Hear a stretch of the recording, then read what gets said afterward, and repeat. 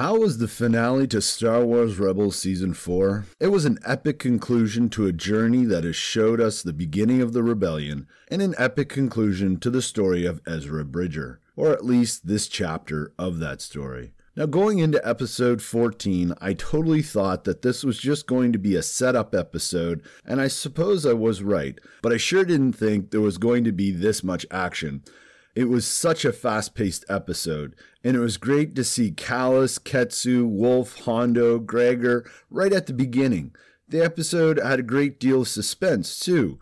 I honestly couldn't figure out if Ryder was acting on Ezra's plan, or if he had actually betrayed the Lothal rebels. If there is maybe one thing about the episode that I thought was a little over the top, it was Hondo's sudden love for Ezra. It seemed a bit much, but I mean, he is a crazy old pirate, so I'm willing to forgive him. I also love how in the episode there was reference to the history between Ryder and Price that was developed and detailed in the Thrawn novel. As I've already mentioned, the action was fantastic. Ezra fighting Rook, Sabine was totally kicking ass, but I was actually most impressed in both episode 14 and 15 and how Zeb was portrayed. He really went from being comic relief to an actual hero. I was really happy to see his character go to the next level. And overall, I felt like Filoni really set out to make the Ghost crew legendary heroes. I also really enjoyed the return of the Ghost and the wolves saving the day. It was great. And though the music I thought accompanying the wolves was a little off, it was still a really cool scene. Overall, I thought episode 14 was one of the most action-packed episodes of Rebels. So moving on now to episode 15, Ezra speaking to his parents was an emotional start and foreshadowed Ezra's ultimate test later on. And one thing I was worried about going into this episode was how were they going to give each of the characters their moment to shine. Not only is that difficult with the smaller group of rebels, but now we have a much larger group of named characters, and I thought they totally pulled it off.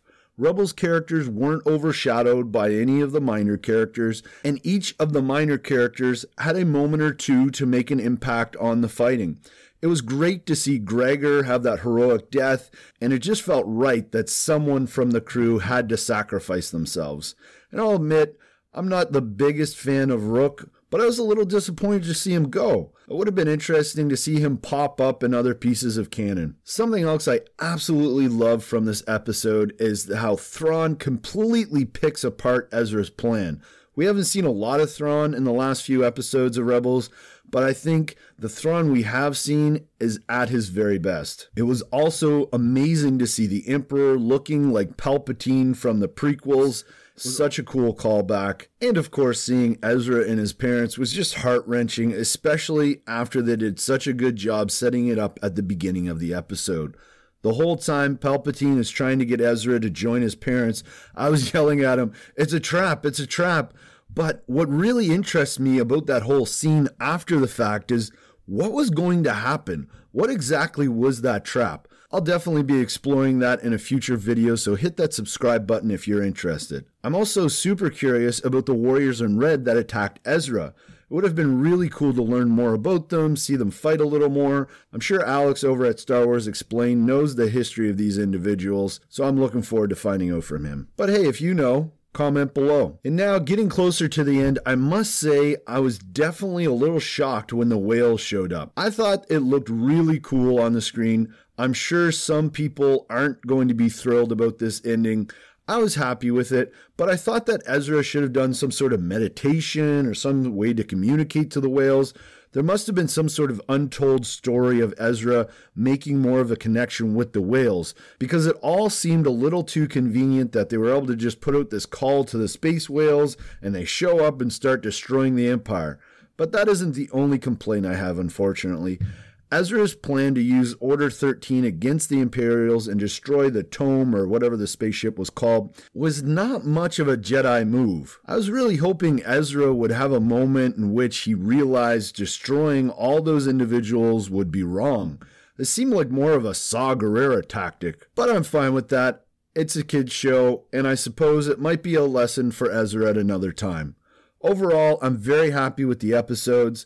I was so happy that we got to see the remaining Ghost crew make it past Return of the Jedi. Callus and Zeb finally got to renew their bromance. Sabine stays on Lothal, which is why we don't see her in the original trilogy. And Hera has a kid? That was sort of random, but I'm fine with it. I mean, I have 4 kids. Of course, the big question we have is what's up with Ezra and Thrawn? Do they survive? It's hard to say. Dave Filoni suggested that they do. But let's take a moment to look at the overall message or themes in the finale. I was really happy to see in this last episode that it really shows the connections that Ezra made with people and animals and how those connections are what ultimately allow him to save his homeworld.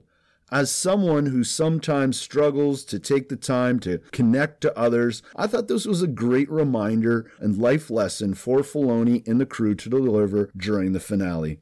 And truthfully, that is what the future of this channel is all about, making connections throughout the Star Wars community. I've come to love sharing commenters' thoughts and theories, and I will be making that a central goal of Force Within TV in the future as we move past Rebels. Sharing your theory crafting ideas and thoughts and encouraging you all to make the Star Wars community a richer and more interesting place is what I'm all about. So if that sounds interesting to you, please hit that subscribe button. Thank you if you have, and consider signing up for my newsletter, which will be linked in the description and the comments as well. Thank you all my friends for continuing to watch and comment on video after video on Rebels. I definitely have some more coming. And hey, if you don't already know, I'm Mike and you've been watching Force Within TV, where your theories matter. So before you go, please share your thoughts and ideas because I might just feature them in one of my videos. And today, the question of the day is, what did you think of the finale? Pretty straightforward. Let me know in the comments below.